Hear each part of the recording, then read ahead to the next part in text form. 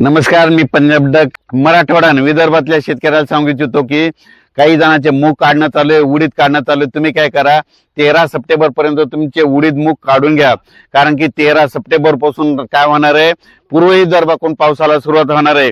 13 सप्टेंबरला नागपूर यवतमाळकडे पाऊस, नांदेडकडे असणार आहे। 14ला तो पाऊस मराठवाड्यात येणार आहे। 15ला आणखीन पुढे सरकणार आहे। 16ला संपूर्ण महाराष्ट्र व्यापून टाकणार आहे। म्हणून हे अंदाज लक्षात येतात। म्हणजे सांगायचं झालं तर राज्यात जवळपास 13 सप्टेंबर पासून ते 17 सप्टेंबरच्या दरम्यान दररोज वेगवेगळ्या भागात चांगला पाऊस पडणार आहे आणि जे भाग वंचित राहिला त्या भागामध्ये देखील पाऊस राहणार आहे। म्हणून ही खास करून आनंदाची बातमी। त्याच्यानंतर अहिल्यानगर भागामध्ये काय झालं की कोपरगाव झालं, राहता झालं, शिर्डी झालं, टाकळी ढोकेश्वर झालं, पुन्हा बेलपिंपळगाव झालं, या पट्ट्या बालम टाकळी या पट्ट्यामध्ये काय झालं, पाऊसच पडलेला नाही। तर ह्या पट्ट्यातल्या सर्व शेतकऱ्याला आनंदाची बातमी, 13 सप्टेंबर ते 18 सप्टेंबर मध्ये तुमच्याकडे जोराचा पाऊस पडणार आहे, ओढे नाले वाहणारा पाऊस पडणार आहे। म्हणून हा अंदाज तुम्ही लक्षात घ्यायचा। हा पाऊस तुम्हाला सांगायचं झालं तर नेमका कसा पडणार आहे, तर सुरुवातीला काय होणार आहे, 13 सप्टेंबरला म्हणजे इकडं तेलंगणाकडे पाऊस सुरू होणार आहे। 13 सप्टेंबरला तेलंगणा, नांदेड जिल्हा, त्याच्यानंतर यवतमाळ जिल्हा, चंद्रपूर जिल्हा ह्या पट्ट्यामध्ये पाऊस सुरू होणार। म्हणजे सांगायचं झालं तर 13 तारखेला पूर्व विदर्भाकडे पाऊस सुरू होणार आहे।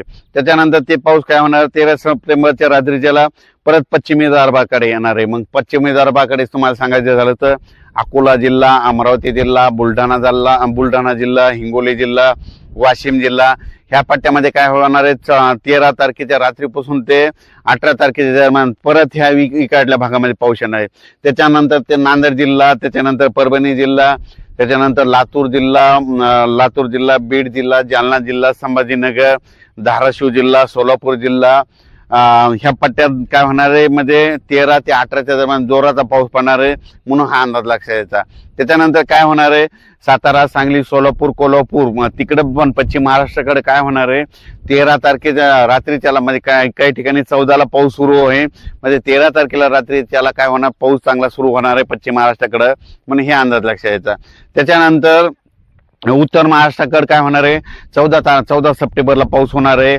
नंदुरबार जिल्हा, धुळे जिल्हा, जळगाव जिल्हा, नाशिक जिल्हा ह्या पट्ट्यामध्ये काय होणार, 14 ते 18च्या दरम्यान उत्तर महाराष्ट्राकडे देखील पाऊस पडणार आहे। म्हणून हा अंदाज लक्षात यायचा। पण सांगायचं झालं तर 13 सप्टेंबर ते 17 सप्टेंबरचा जास्त पाऊस कोणत्या पट्ट्यात कोणत्या जिल्ह्याला होणार आहे, सुरुवातीला सांगतो तेलंगणाकडे खूप पडणार आहे। तेलंगणाकडे जास्त पडत असल्यामुळे नांदेडला जास्त पडणार आहे। नांदेड त्याच्यानंतर काय होणार, नांदेडच्या बाजूला लातूर जिल्हा आहे, म्हणून लातूर जिल्ह्याला देखील जास्त पाऊस पडणार आहे। लातूर जिल्ह्याच्या बाजूला धाराशिव जिल्हा आहे, म्हणून धाराशिवला जास्त पडणार आहे। धाराशिवच्या बाजूला सोलापूर जिल्हा म्हणून तिकडे देखील पडणार आहे। त्याच्यानंतर काय होणार आहे, इकडे परभणी जिल्ह्यात देखील पडणार आहे। हे पाऊस पुन्हा बीड जिल्ह्यात पडणार आहे। त्याच्यानंतर हे पाऊस अहिल्यानगर कडे जाणार आहे। त्याच्यानंतर जालना जिल्ह्यात देखील पडणार आहे। त्याच्यानंतर हे पाऊस सांगायचं झालं तर परत काय होणार आहे, इकडं नाशिककडे जाणार आहे, पुन्हा नाशिककडे देखील खूप पाऊस पडणार आहे। म्हणजे सांगायचं झालं तर ह्या पट्ट्यामध्ये असाच पाऊस काय होणार आहे। आता हे सगळ्यात महत्वाचं, हे परतीचा पाऊस आहे। परतीचा पाऊस असा असतो की ज्या भागात अद्यापही पडला नाही त्या भागाला मात्र जीवदान ठरलेला पाऊस राहतो। म्हणून परतीचा पाऊस कुठं होतो तर तुम्ही पाहू शकता, आतापर्यंत ह्या बीड जिल्ह्यामधले आपलं अहिल्यानगर नेवासा तालुक्यामधले हे गाव आहे लाडजवळगाव, या ठिकाणी इतका पाऊस झालाय, फक्त पिकं झोपला असाच पाऊस पडलेला, पण यांना बघा आणखी तळ्यामध्ये पाणी नाही। तर हे परतीच्या पावसामध्ये या बीड जिल्ह्यातल्या जिथं वंचित राहिलेले त्या भागात पाऊस पडणार आहे। म्हणून बीड जिल्ह्यातल्या, अहिल्यानगर जिल्ह्यातल्या शेतकऱ्यांनी हा अंदाज लक्षायचा। आणि हे मी जे उभं आहे ते काय, नेमकं अहिल्यानगर जिल्हा आणि बीड जिल्ह्याच्या बॉन्ड उभा आहे। म्हणून तुम्हाला एक सांगू इच्छितो की ही परिस्थिती आहे। आणि या ठिकाणी विहिरीच्या पूजनाचा कार्यक्रम शेतकऱ्यांनी ठेवला होता। शेतकरी जमले, तिथून सगळ्या शेतकऱ्याला अंदाज दिला। आणि परत एक राज्यात सांगतो की राज्यात सांगायचं झालं तर हा परतीचा पाऊस आहे।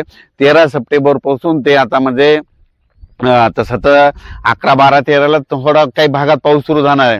पण काय असं की पाऊस सगळीकडे कुठं कधी सुरू होतो, म्हणून त्याच्यामुळे तारीख 13 सप्टेंबर पर्यंत शेतकऱ्यांनी ज्यांचं उडीद काढायचं असेल तर उडीद काढून घ्या, मूग काढायचं तर काढून घ्या, कारण की 14 पासून ते 18च्या दरम्यान राज्यात दररोज वेगवेगळ्या भागात पाऊस पडणार आहे। म्हणून हा अंदाज लक्षात घ्यायचा। 6, 7, 8, 9 पर्यंत राज्यात काय होणार आहे म्हणजे विदर्भ मराठवाड्यामध्ये काय होणार, तुरळक ठिकाणी पावसाच्या सरी चालूच राहणार आहे. संपूर्ण महाराष्ट्राला एकदम असा पाऊस बंद काही पडणार नाही, म्हणून हे खास करून लक्षात द्यायचं. विदर्भात देखील तुम्हाला सांगतो, पूर्व विदर्भ आणि पश्चिम विदर्भात देखील 5 सप्टेंबर ते 5, 6, 7, 8 सप्टेंबरच्या दरम्यान विखुरलेल्या स्वरूपाचा पाऊस पडणार आहे, म्हणून हे अंदाज लक्षात द्यायचा. आणि त्याच्यानंतर सांगू इच्छितो की मराठवाड्यात देखील 5, 6, 7च्या दरम्यान ऊन पडेल, पण काय होणार स्थानिक वातावरण तयार होऊन सरी येतील, म्हणून हे देखील लक्षात द्यायचं. पण राज्यात मात्र 13 तारखेपर्यंत शेतकऱ्यांनी कामे करून घ्या. 13 सप्टेंबर नंतर राज्यात पुन्हा 14 पासून परतीचा पाऊस सुरू होणार आहे. परतीचा पाऊस राज्यभर धोधो पडणार आहे. परतीच्या पावसामध्ये हा निर्णायक पाऊस राहणार आहे कोणासाठी, की ज्या ठिकाणी अद्यापही पाऊस पडला नाही त्या ठिकाणी चांगला पाऊस राहणार आहे, म्हणून हा अंदाज सर्व शेतकऱ्यांनी लक्षात घ्यायचा. आणि सगळ्यांना विनंती आहे की हे पाऊस काय व्हायला, आता महाराष्ट्रभर इतका पाऊस पडला आणि काही ठिकाणी पाऊस कमी पडला, तर माझं म्हणणं आहे भविष्यामध्ये झाडं लावावं लागतील. जितकी झाडं लावली ना तितकं काय होतं, रिमझिम पाऊस पडतो. आणि तुम्ही पाहू शकता की या ठिकाणी देखील मग झाडं कोणती लावायचे, तर असे लावायचे की आपल्याला कामी येतील. ते आंब्याचे झाडं, सीताफळाचे झाडं, म्हणजे त्याच्यापासून आपलं काही उत्पन्न होऊन. आणि या ठिकाणी झाडं लावलेलं खूप चांगलं वाटलं आणि या ठिकाणून खास करून शेतकऱ्याला अंदाज दिला. धन्यवाद.